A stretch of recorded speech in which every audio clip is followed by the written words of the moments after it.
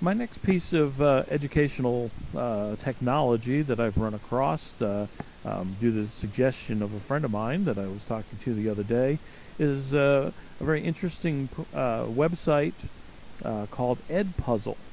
Not sure why it's called EdPuzzle, because what it really allows a teacher to do is to edit and annotate YouTube and other videos here. You'll see they've got a wide list of services that they can pull from, including Crash Course, Veritasium, TED Talks. I use a lot of TED Talks in my classes, both for information and motivation. And so they allow you to do interesting things with the videos. I'm going to kind of run through what basically they just showed me on their tutorial here. I'm not actually going to create a whole video. It'll take longer than you guys probably want to watch. But we'll see if we can find these. So I used these truth table videos in my last class. My internet is still running. Oh, they found it. I'm very impressed. So here's the videos I was using in my class. They're a crash course in formal logic done by a philosophy teacher. And so you click on the video. Now, one of the things that I've certainly noticed about this particular video, and I don't have my exact cut marks or anything, but so this video is almost 20 minutes long. And this is obviously a long time to keep students engaged. So I might want to cut out part of the video. We'll start at 6 minutes and we'll go to 10 minutes. And so now I've got 4 minutes of the video that I really want the students to see, and we've got that done there. So we've got 4 minutes and 7 seconds of the video that the students will be able to see. So we can crop the video to any length we want. We could cut it, cut this video into 5 pieces if I wanted to, and so on.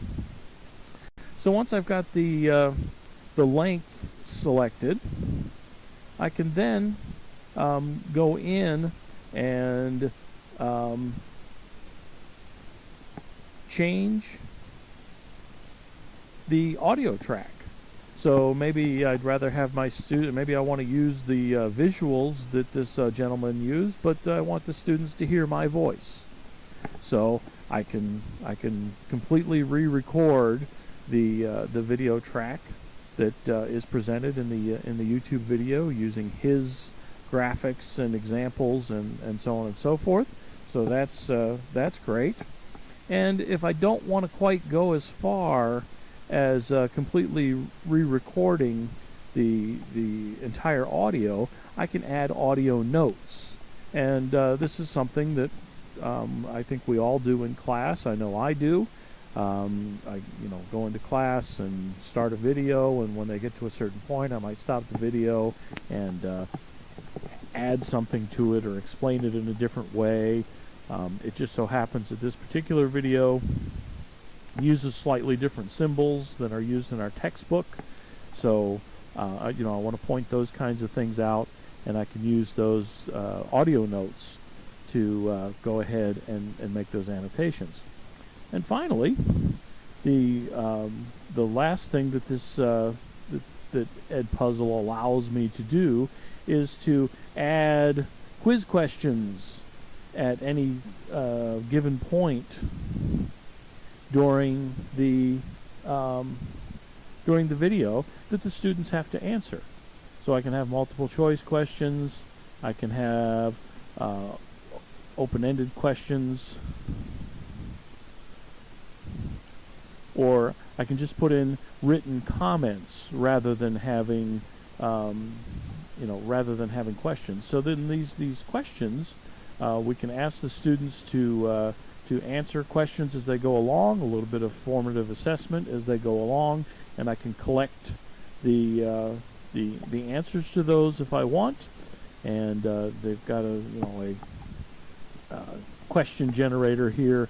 Again, I don't want to go through all of that with you. It's just to give you an idea of what this program does. I can then hit save, and then hit finish.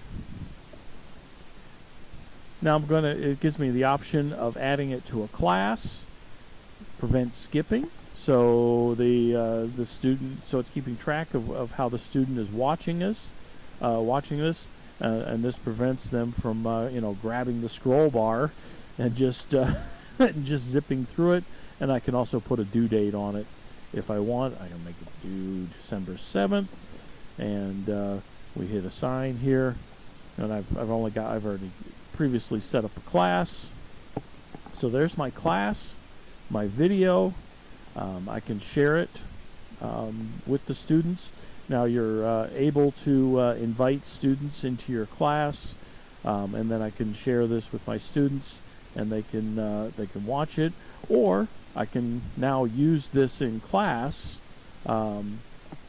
instead of jumping up and down and and adding my own annotations and such. I can just play this in class also if I want to.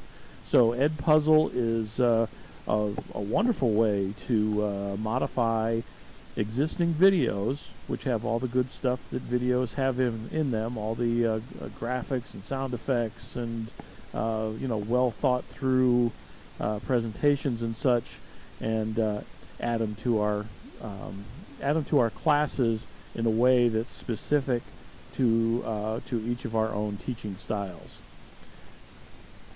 So we got this. To me looks like it fits the ISTE section 5, which is the designer section. It says use technology to create, adapt, and personalize learning experiences to foster independent learning. So we can post these videos by themselves. Students can go through them by themselves. Authentic activities that align with content areas using digital tools and resources, and apply instructional design principles to create innovative learning environments. Again, we can cut these videos down to fit the attention span of the students that we're working with. And finally, the TPACK standard. This one looked like it fit pretty well.